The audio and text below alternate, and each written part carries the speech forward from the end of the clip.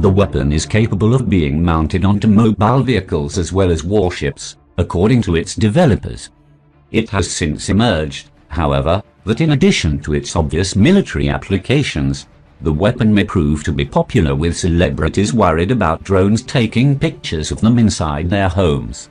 The advancement in laser technology comes just weeks after US military chiefs warned fighter jet pilots to use extreme caution near a Chinese base. As part of China's push to modernize its military technology and equipment, it has been developing laser weapons, ranging from low-powered tactical beam emitters to a high-energy strategic weapons system. A ground or vehicle-based laser weapon system, its 10 kilowatts of power can cover an area of 12 square kilometers.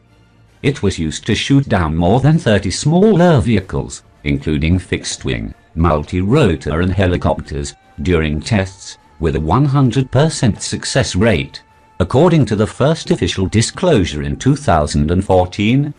It can destroy unmanned aerial vehicles, UAVs, or drones, within a range of 2 kilometers, flying lower than 500 meters, in about 5 seconds.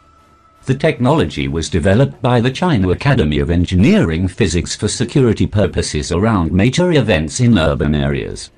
A system with greater power and range for ships is under development, the Silent Hunter. Used for security at the G20 summit in Hangzhou in 2016, this 30-100 kilowatts vehicle-based laser weapon system has a maximum range of 4 kilometers. Its laser beam can cut through a 5 mm steel sheet from 1 kilometer away, or 5 layers of 2 mm steel sheets from 800 meters away, according to its developer China Poly Technologies. It was first unveiled at the South African Air Show in 2016.